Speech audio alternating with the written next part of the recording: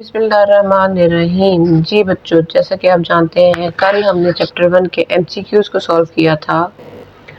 आज हमने चैप्टर 1 के यूनिट 1 के कम्प्लीटली शॉर्ट क्वेश्चन आंसर्स को सॉल्व करना है, इसलिए वीडियो को मुकम्मल देखिएगा ताकि आपका कहीं पर भी कोई भी पॉइंट मिस ना हो। और अगर आप मेरे चैनल पर न्यू हैं तो चैनल को लाइक कर लें, सब्सक्राइब कर लें और बेल आइकन के बटन को ज़रूर प्रेस कर लें।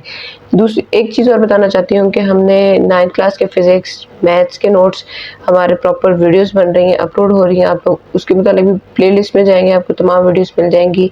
केमिस्ट्री के फर्स्ट ईयर के आपको नोट्स मिल जाएंगे, बायो के भी स्टार्ट हो रहे हैं, इसलिए इसी प्लेटफॉर्म पर आपको बहुत सी डिफरेंट चीज़ें सब्जेक्ट के मुताबिक आपको मिलती रहेंगी। तो इसलिए आज से आपने क्या करना है, लाजमी अपने दोस्तों के साथ स्कूल में, कॉलेजेस में, एकेडमी में इसको शेयर करें, डिस्कस करें ताकि वो हमें लाइक कर सके, सब्सक्राइब कर सकें और आप लोगों के लिए हम ये अच्छी अच्छी वीडियो बनाते रहें और आप लोग इससे फ़ायदा उठाते रहें।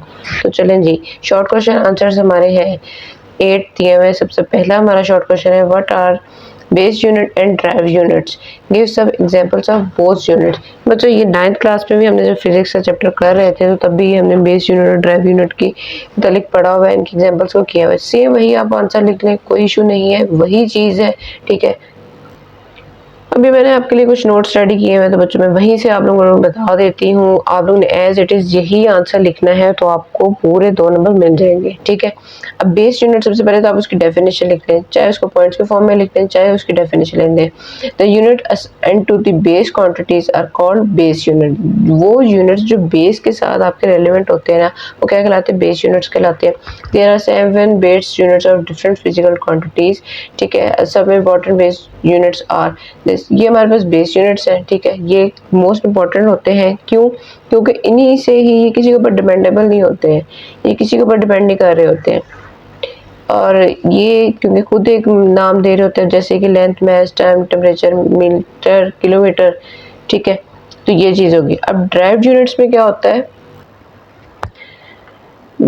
ये ड्राइव यूनिट्स जो होते हैं, unit assigned to derived quantities are called derived units. Derived units are those units which depend on base unit. मतलब ये जो होते हैं ये इसके ऊपर डिपेंडेबल होते हैं, ये इसके साथ चल रहे होते हैं।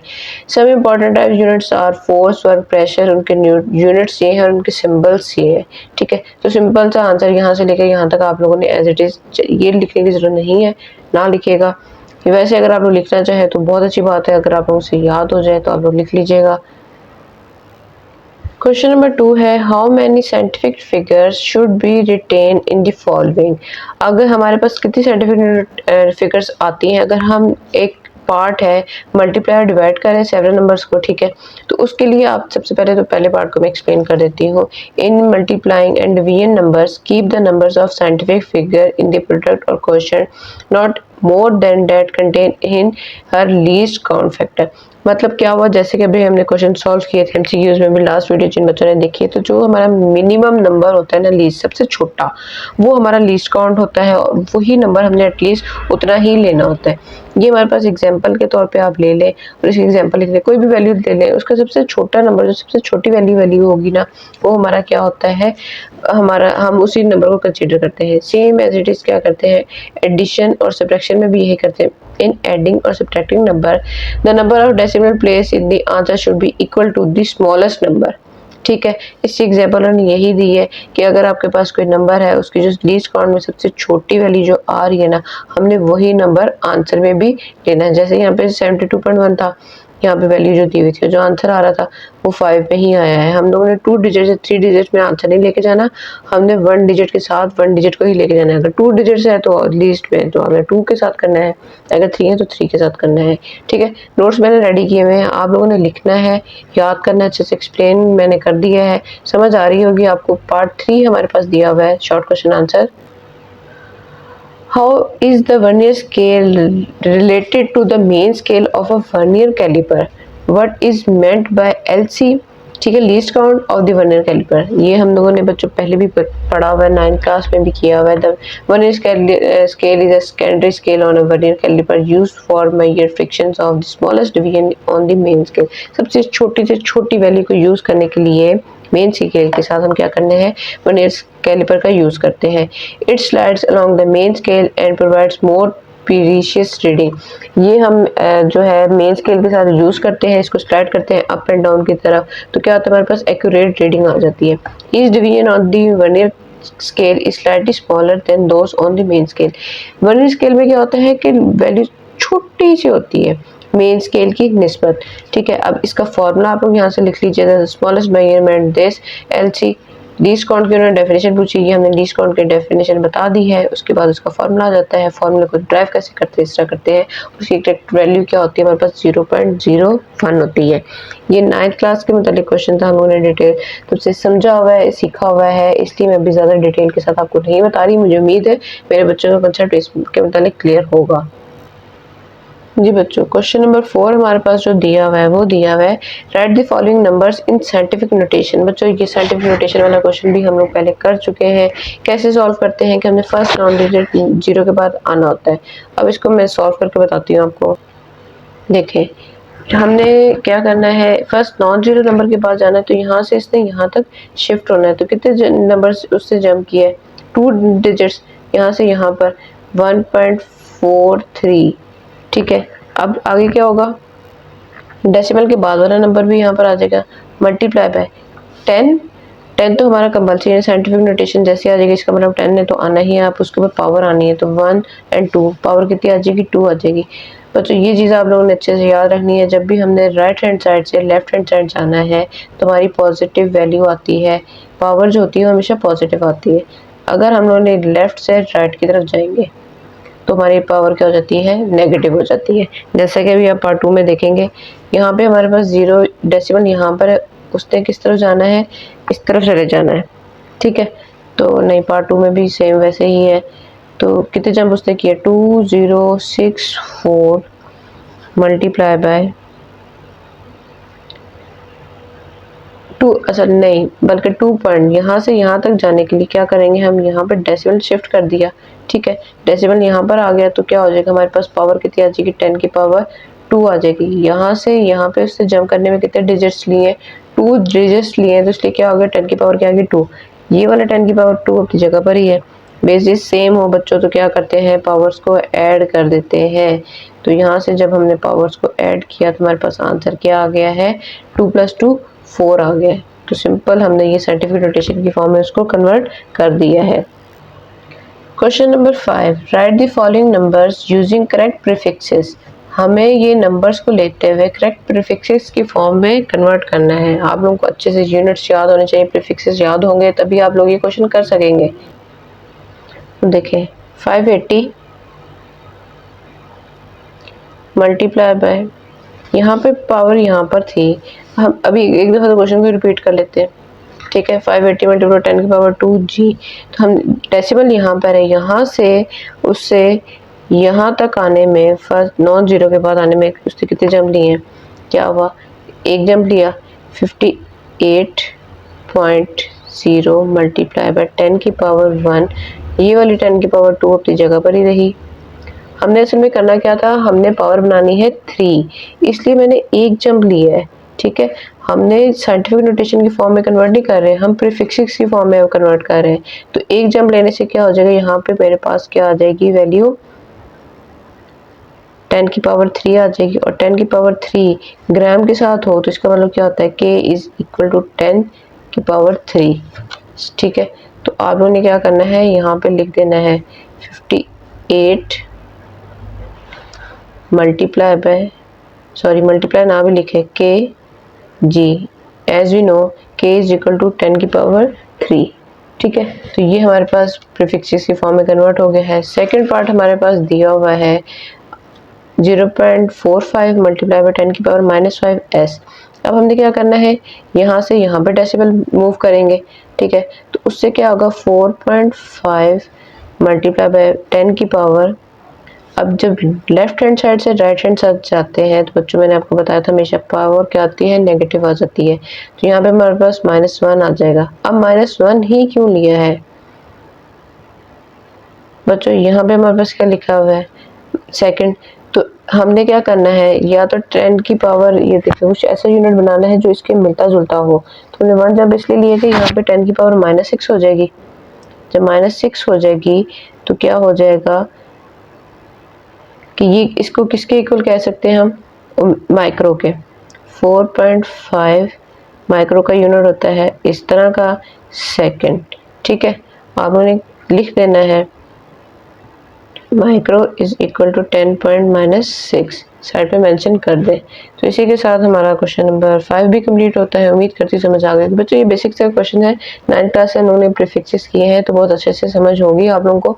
ये मैंने इसीलिए दोबारा से एक्सप्लेन कर दी ताकि अगर आप लोगों का तब भी कोई डाउट था या आज भी है तो अब खत्म हो गया होगा। सिंपल हमने प्रीफिक्सेस अगर आप लोगों को याद है ना तो ये यूनिट्स आपको वहीं से मिलेंगे कि कौन सी पावर कितने की होती है, किलो की, मेगा की, ठीक है, डेके की। तो ये अगर याद होंगे ना तो ही हम इन चीज़ों को कन्वर्ट कर सकते हैं। तो वो अगर नहीं याद तो अच्छे से याद कर ले। 1.6 है kinetic energy of a body mass m moving with the speed v is given by 1/2 mv²। Kinetic energy का ये हमारे पास फॉर्मूला दिया हुआ है। What are the dimensions of the kinetic energy, हमने उसके डायमेंशंस लिखने हैं। अब जो काइनेटिक एनर्जी का फॉर्मूला हमारे पास गिवन है, ठीक है, m हमें पता है कि m क्या होता है, मैस होता है और इसकी कोई पावर नहीं दी हुई है।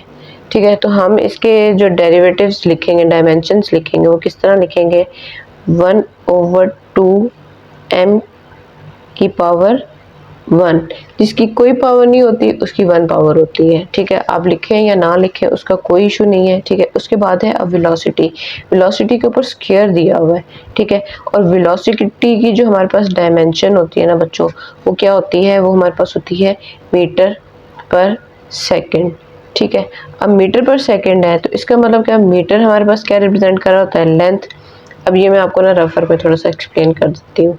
ठीक है, मीटर पर सेकेंड होता है, पर का मतलब डिवाइड, तो मीटर हमारे पास किसको रिप्रेजेंट कर रहा होता है, लेंथ को, और टाइम किसको रिप्रेजेंट कर रहा होता है, सेकंड किसको कर रहा होता है, टाइम को। ठीक है, अब वेलोसिटी में स्क्वायर था तो इसका मतलब क्या हुआ, दोनों के ऊपर क्या आ जाएगा, स्क्वायर आ जाएगा, L2 डिवाइडेड बाय T2। ये T यहाँ पे पॉजिटिव है, ऊपर जाएगा तो क्या हो जाएगा, नेगेटिव हो जाएगा, -2 आ जाएगा। ठीक है, अब यहाँ पे हमने वेलोसिटी के जो डायमेंशंस हमने लिखने हैं ना वो ये वाले लिख देने हैं। क्या लिखेंगे, L² T -2। ठीक हो गया। As this 1/2 has no dimension, ठीक है, इसके कोई डायमेंशन नहीं होता, so we can ignore them. यहाँ पे चाहे लिख लें बाय इग्नोरिंग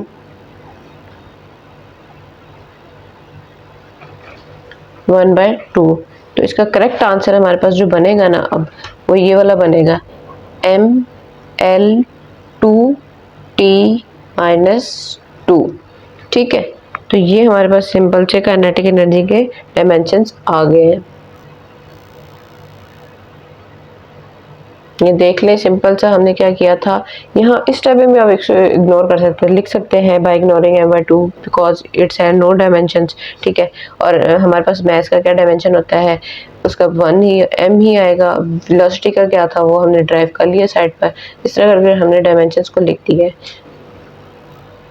अब उन्होंने कहा हुआ है how many scientific figures are there in the following measurement, इनके अंदर साइंटिफिक नंबर्स हमारे पास कितने हैं। अब बच्चों अगर पार्ट 1 को देखें तो ये 2 ही वैल्यूज हमारे पास दी हुई है। ठीक है, नॉन उन्होंने हमें कन्वर्ट करने को नहीं कहा, उन्होंने कहा साइंटिफिक फिगर्स और नंबर्स बताएं। इसके रूल्स अगर आपको अच्छे से याद है, अगर हम लोग जब भी हमारी वैल्यूज़ के दरमियान में अगर ज़ीरो हो या वो हम राइट साइड से लेफ्ट हैंड साइड ज़ीरो में जा रहे हो नॉन ज़ीरो के बाद, तो वो हमारे साइंटिफिक फिगर्स कंसीडर होते हैं। लेकिन अगर ऐसे नंबर्स, ऐसे ज़ीरो जो लेफ्ट साइड पर हो और वो नॉन ज़ीरो के शुरू में दिए हो तो वो साइंटिफिक फिगर्स नहीं होते हैं। ठीक है, ये बात आप लोगों ने याद रखते हुए अब इन क्वेश्चन को सॉल्व करना मैं यहीं पे करवा देती हूँ। यहाँ पे हमारे पास साइंटिफिक फिगर्स कितने आ रहे हैं, ये दोनों वैल्यूज आ रही हैं 2। ठीक है, यहाँ पर अब ये देखेंगे हमारे पास लेफ्ट साइड पर दिए हुए तो इसलिए हम इनको कंसिडर नहीं करेंगे, हम टीचर्स को कंसिडर कर लेंगे, वो है हमारे पास 4।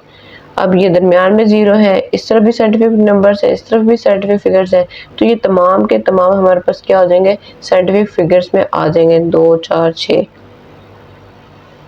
ये भी क्या होगा हमारे पास, ये अब सारे ही डेसिमल के बाद भी चाहे 0 दिया हुआ है। ठीक है, आपने उसको भी कंसीडर करना है। तो यहाँ पे हमारे पास साइंटिफिक फिगर के नंबर्स कितने आ गए हैं, हमारे पास इसके 4 आ गए। उसके बाद लास्ट क्वेश्चन है शॉर्ट क्वेश्चंस का बच्चों, write the dimensions of the Planck constant and angular velocity. 2 points दे दिए हैं, उनके हमने क्या लिखने हैं, डायमेंशंस फाइंड करके बतानी है। अब बच्चों प्लांक कांस्टेंट क्या होता है, ये एच से रिप्रेजेंट होता है और ये लाइट की सेंस में यूज होता है। जहाँ पर लाइट होती है हम वहाँ पर इसका यूज करते हैं, या इसके अंदर लाइट का कॉन्सेप्ट है, ठीक है। तो इसका जो हमारे पास फॉर्मूला होता है ना, वो होता है E is equal to HF, ठीक है। E हमारे पास एनर्जी होती है, H हमारे पास प्लांक कांस्टेंट है, असल में ये चीज़ प्लांक कांस्टेंट होती है, और F हमारे पास बच्चों फ्रीक्वेंसी होती है, वेव होती है, लाइट कितनी स्पीड फ्रीक्वेंसी के साथ आ रही है, टकरा रही है, जा रही है, वटेवर जो भी होता है, F फ्रीक्वेंसी को रिप्रेजेंट करता है, ठीक है। तो हमने असल में फाइंड क्या करना है, यहाँ पे H को फाइंड करना है। तो H को फाइंड करने के लिए क्या करेंगे, F को दूसरी तरफ लेके जाएंगे तो वो डिवाइड हो जाएगा। अब एनर्जी के लिए हमने डायमेंशंस अभी अभी फाइंड की थी हमने प्रीवियस MCQs में, तो आप लोगों को उम्मीद है वो यहाँ पे याद होगी, हम लोगों ने बार बार सॉल्व नहीं करनी, हम डायरेक्ट लिख लेंगे। उसके लिए क्या होता है, ML² T - 2, ठीक है, ये चीज़ होती है। उसके बाद अब क्या होगा कि F फ्रिक्वेंसी के लिए क्या होता है, 1/T होता है। तो 1/T अगर हो, डिवीजन में डिवीजन है, ठीक है, तो इस टाइम 1/T है, तो इस डिवीजन को नीचे रहने दें, तो यहाँ पे क्या हो जाएगा, T - 1 हो जाएगा। तो मैं डायरेक्ट लिख रही हूँ यहाँ पर T - 1। अब ये -1 है, जब ऊपर जाएगी तो क्या हो जाएगी, +1 हो जाएगी। ML² T - 2 + 1 is equal to ML²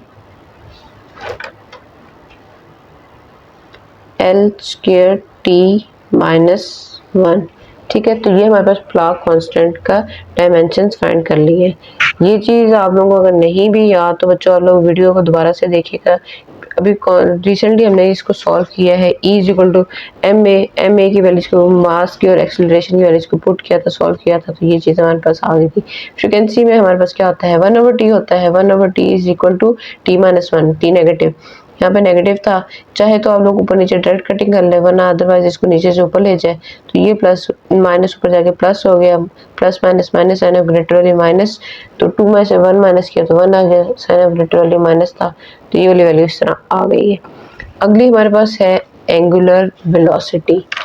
angular velocity को हम इस तरह रिप्रेजेंट किया जाता है, उसका फॉर्मूला हमारे पास क्या होता है, omega is equal to θ/टाइम।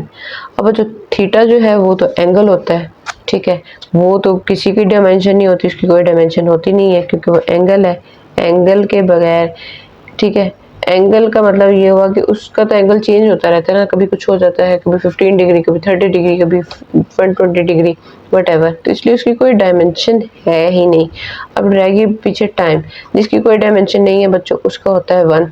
Time की डायमेंशन क्या होती है, 1/T, ठीक है, इनवर्स। अब इसका उल्ट कर लेते हैं तो ये क्या हो जाएगा, सॉरी, इसकी डायमेंशन होती है, टाइम की क्या डायमेंशन है, T ही है सिंपल। जब इसको T को इन्वर्स किया, मैं दोबारा लिख देती हूँ, तो क्या हो जाएगा, ये पॉजिटिव था, ऊपर जाके क्या हो जाएगा, नेगेटिव हो जाएगा। तो सिंपल हमारे पास एंगुलर वेलोसिटी का डायमेंशन क्या आ गई है, नेगेटिव में, T - 1।